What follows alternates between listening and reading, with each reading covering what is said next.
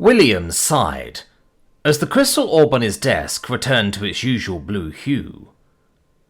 "She's going to make you pay for that," Zera opined from over his shoulder.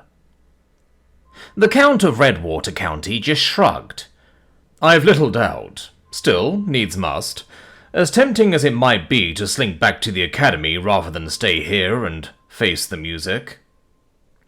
And it was quite tempting. The instructor he'd just been talking to hadn't seemed all that surprised by his request to take a sick day.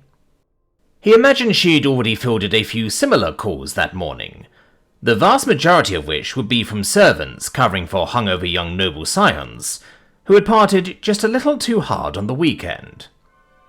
It wasn't an unusual story. Still, it was behaviour the Academy attempted to curtail, hence why the instructor's final words on how he would make up the time lost sounded so ominous, because he had little doubt of their authenticity. The time he'd lost would be recouped somewhere else during the week, and it would be done at a time that was as inconvenient to him as possible. He didn't spend long lingering on the joys the coming week would bring, though, not when the reason for his decision to linger at his territory beyond the weekend chose to make herself known. "Got a set of lungs on her," Zella opined quietly, as a series of muffled invectives issued forth from beyond the wooden doors. William nodded. "Aunt Carla typically doesn't yell much, but when she does..." Another shout issued forth, this one with a tone of finality, just before the doors to his office burst open, the woman in question striding inside with an imperious expression on her face. For a moment, William was tempted to point out that she needn't have bothered with the yelling or her grand entrance, given that the guards had been instructed to give her free access to his office in advance. Indeed, he was reasonably certain the only reason his aunt didn't know that was because she started shouting before said guards could speak, and finished her tirade by bum-rushing the entrance. "What the fuck did you do last night, William?" Carla spat, red in the face. "Why the fuck did I wake up to find my nightclothes covered in red paint, and Olivia weeping at my side?" "Well, in order. Because last night at dinner you were dosed with a slow-release sleeping draught. Then, after you went to bed, you were summarily dragged from your room and tossed into a puddle of red paint. As for Olivia, the reason for the aforementioned actions was that they set the stage for Olivia's fake kidnapping, which in turn served as a striking prelude to a rather important talk." He saw the slap coming.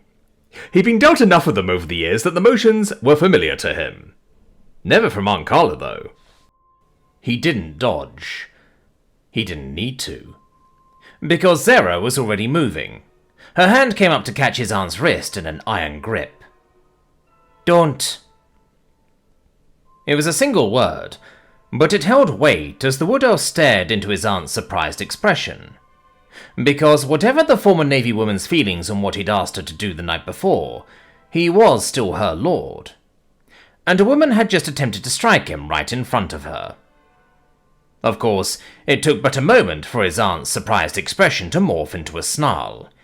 "Unhand me right now!" "I will."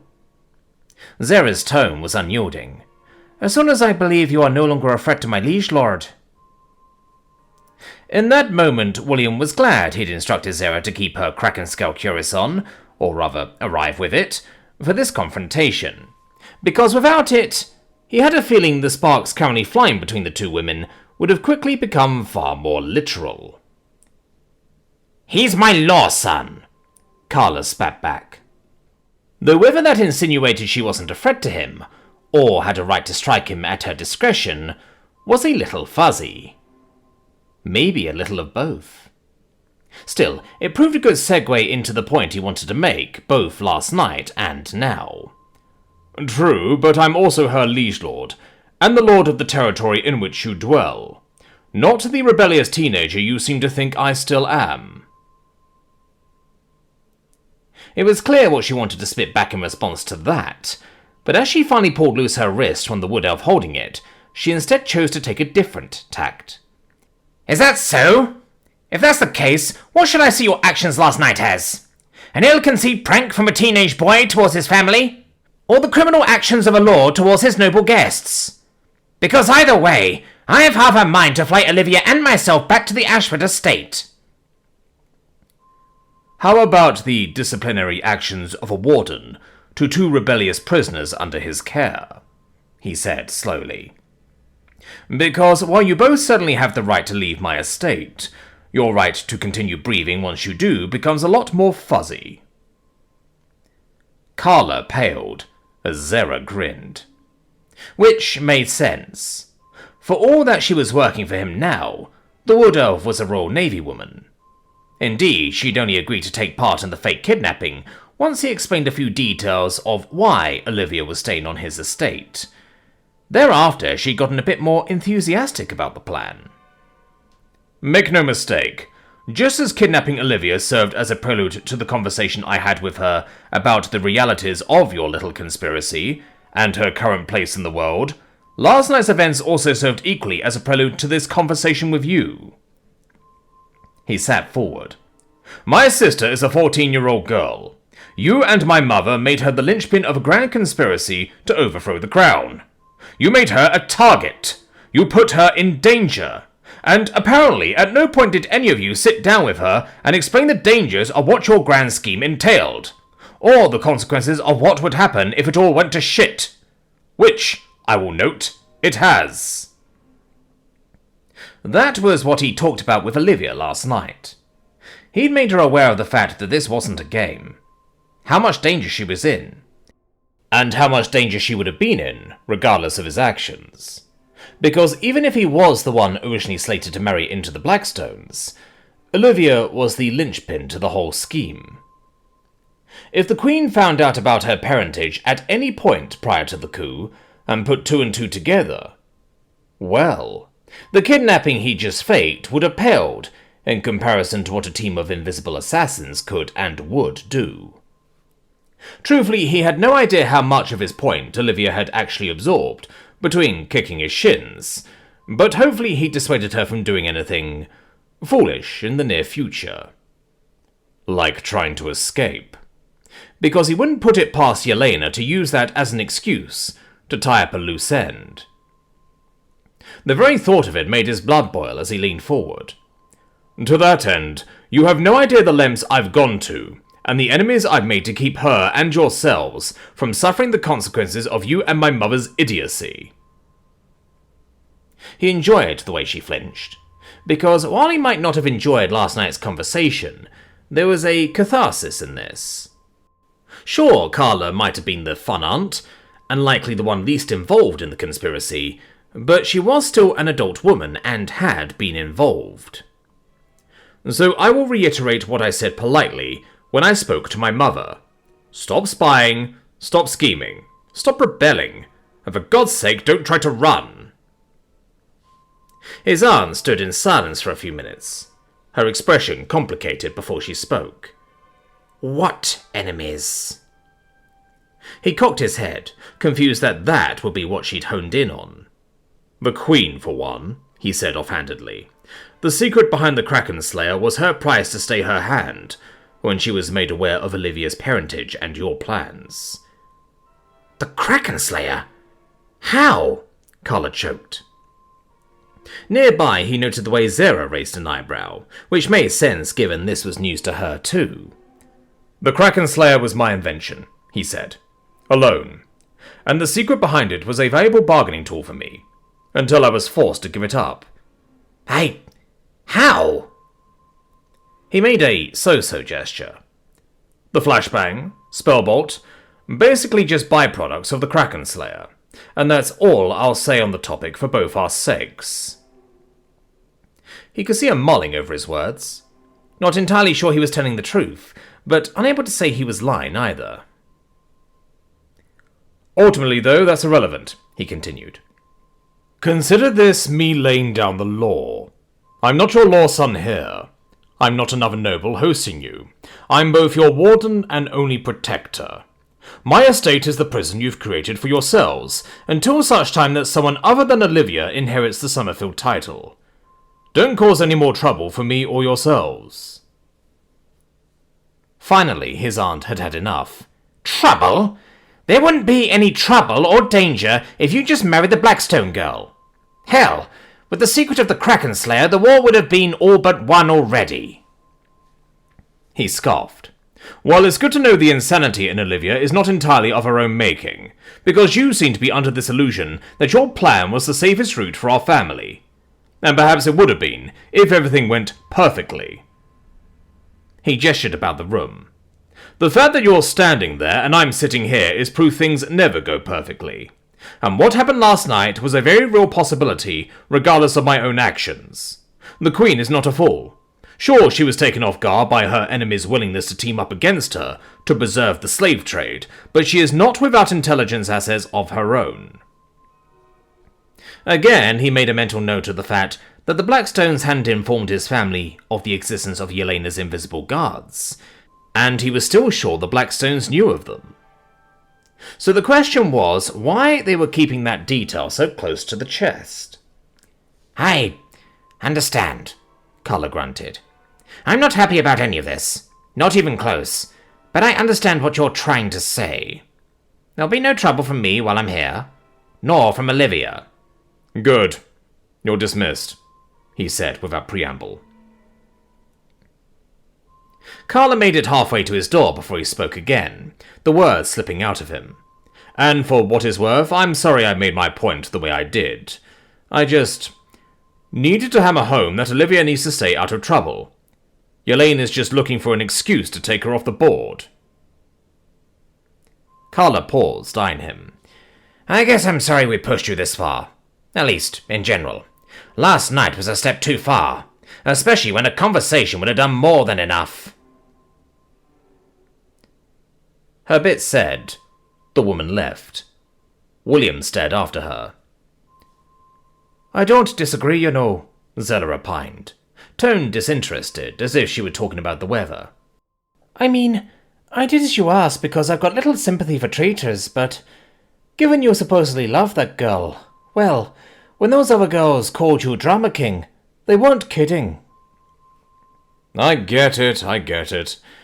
I took things too far, he muttered to the room at large. And now he was left wondering, why? Why did he not just talk to Olivia?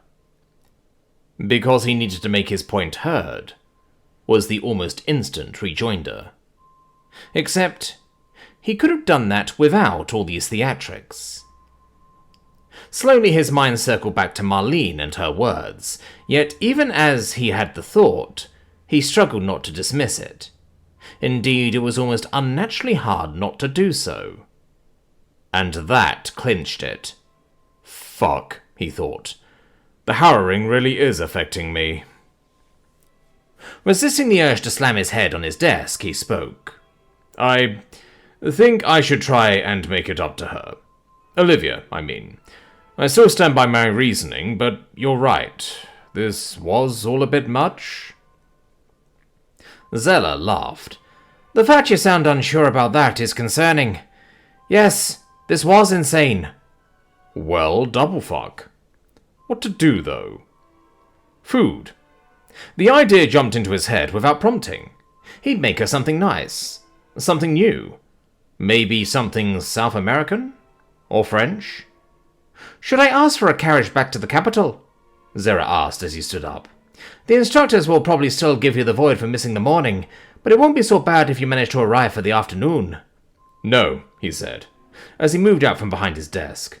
I'm heading to the kitchen. Of all the things Zera might have expected him to say, that clearly wasn't on the list as she cocked her head. The kitchen? Yeah, he started to say as he reached for the door. Then he paused as he realized he didn't actually know where the kitchen was beyond generalities. He knew which wing of the estate he was in, but he'd never actually gone in there. Huh.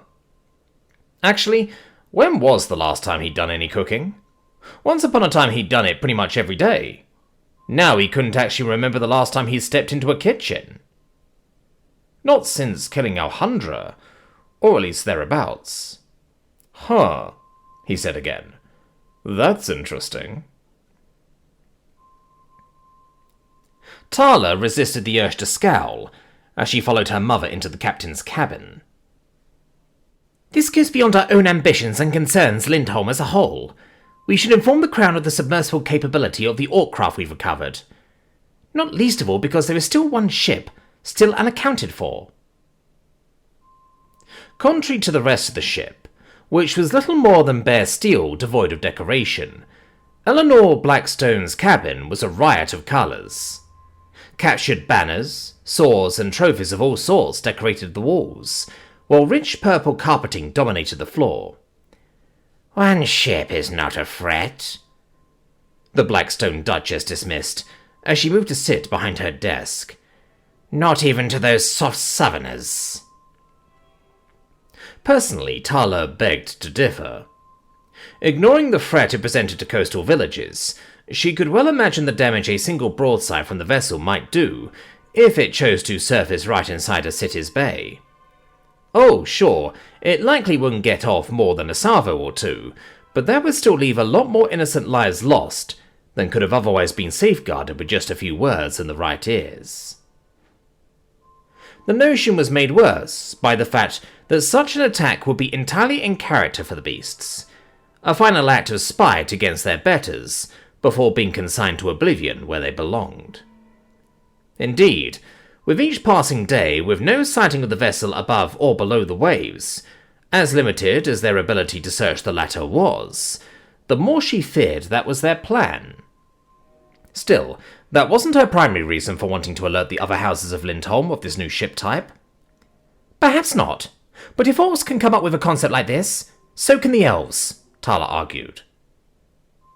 That comment made her mother pause, the older woman pausing her writing to think it over. Assuming our coastal defences were unaware of the capability, I suppose it's possible it might give the Knifers a way of making landfall without us engaging them over the water like last time. Exactly, Tala said. We can scarcely settle the score with Yelena if half of the South falls to an invasion fleet before we're ready to act. Eleanor took a breath, considering her words before she spoke. That is a risk, but a small one. Had the elves a means of avoiding kraken attacks prior to now, we'd have surely seen them use it against each other. That was a point. Indeed, Tala knew that both her mother and the Crown had a number of informants overseas whose only job was to report on any new weapon developments created in the two races' constant blood war. More to the point, this new type of vessel represents a clear opportunity for us. This is a new dynamic in warfare. Amphibious combat. And if properly applied, it might allow us to end our war with the Queen more cleanly than we had earlier hoped. Tala frowned. Do we truly have the need? With the Summerfield Duchy on our side? Eleanor shook her head. Not too long ago, I received news from our informant in the palace. The Ashvilles have turned on us. Yelena is aware of the half-breed's true ancestry, and she has since been hidden away somewhere. Assuming she isn't dead. Not for the first time, Tala felt the old urge to curse the Asheville name. They'd been little more than an impediment from start to last. Do you think it was William? She asked. Eleanor shrugged. Your former fiancé? It's possible. There's no denying he is the Queen's creature, and he might have overheard something. Tala fought viciously to keep her temper under control. Still, I knew he was a traitor to his family and race, but to send out his own sister... Tala had exchanged more than a few letters with the half-elf, and it was clear she adored her older sibling. So much so that Tala had allowed herself some small excitement at the thought of meeting him herself, despite his clear antipathy to their match. After all, if the man could apparently forgive the girl who displaced him as heir, then surely Tala herself could overcome whatever issue had apparently come between her and the boy she'd never met. And we know now how that went, she thought resignedly. Clearly the boy was biding his time to remove his sibling, and Olivia had never truly known him. The thought brought a small pang to her chest before she wrestled it down. So, With Olivia off the board, we're back to a conventional war, rather than the semi-bloodless coup we were hoping for, Tala muttered. Exactly. A war that not only invites the risk of elven invasion, submersible craft or not, but also our allies getting ideas, Eleanor said coolly. Which Tala understood. The alliance between them and House New Haven had always been an uneasy one, born more of a mutual distaste for the Crown's overreach into their affairs than any true solidarity. Indeed, as staunch elven supremacists, the fact that the Duchess of New Haven chose to approach them had been a surprise to all of Blackstone.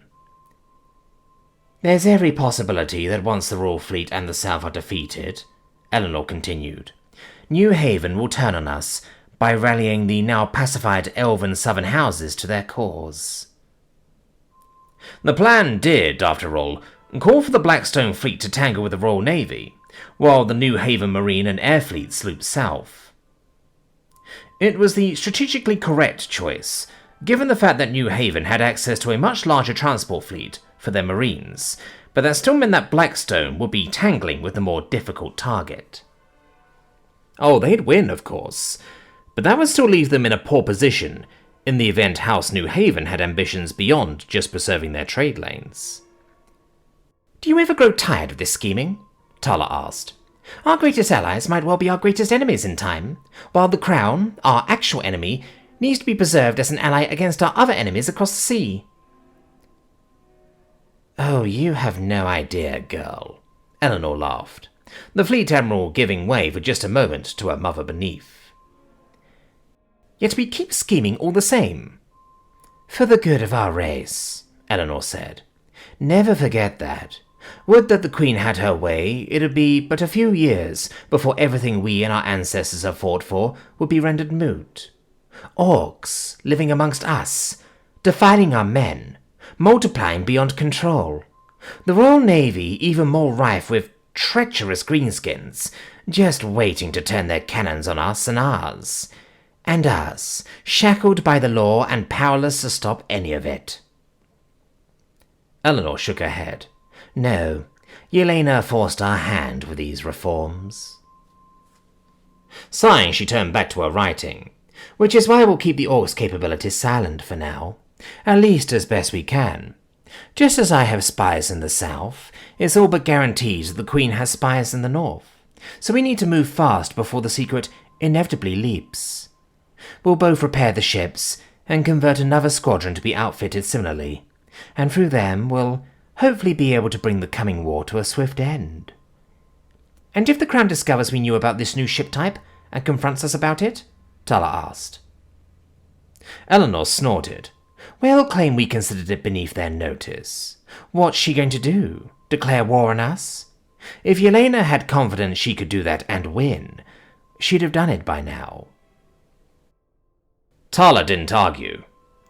Even with new ships being put into service as a result of the newly harvested mithril cores they had access to, it would be years yet before the Crown had enough hulls combat-ready to make a victory against the North a guarantee. At least now we don't have to wait for the half-breed to come of age, Eleanor muttered. And once more, Tala felt a pang. Half-breed or not, Olivia had clearly taken after her human side more than that of the elf. She'd liked her, after a fashion. Once more, the low-simmering hatred she had for William Redwater threatened to flare up. Once more she forced it down before speaking. Nor arranged for the reclusive Summerfield Duchess to have an accident when the girl did? No, I suppose not, Eleanor said, and the last 6 months have done much to recover our reputation in the eyes of the fence-sitters after your loss last year. Our crushing of the Orc resistance at long last has certainly helped on that front. Tala grinned. How long do you think it'll be before we can move? Eleanor hummed. Between refitting our new ships and bringing a few of the houses that got cold feet back into the fold, another year, maybe less? Tala grinned, and as she did she hoped Olivia was smiling up at them from the void. For though her death had made the coming conflict more difficult than it might otherwise have been, it had also brought victory one step closer. And Tala fully intended to reap a bloody vengeance in the half-elf's name, starting with the man who had ultimately caused her demise. William Redwater. Though she knew it wouldn't be easy, she'd underestimated the cad once and paid for it. Why, she'd bet that even now he was cooking up some manner of nefariousness. Team 7 was more than a little surprised to find their team leader present when they tiredly tromped back into their dorm. And not just present, he was cooking. Both surprising because William didn't cook, and because the dorms weren't really suited to it.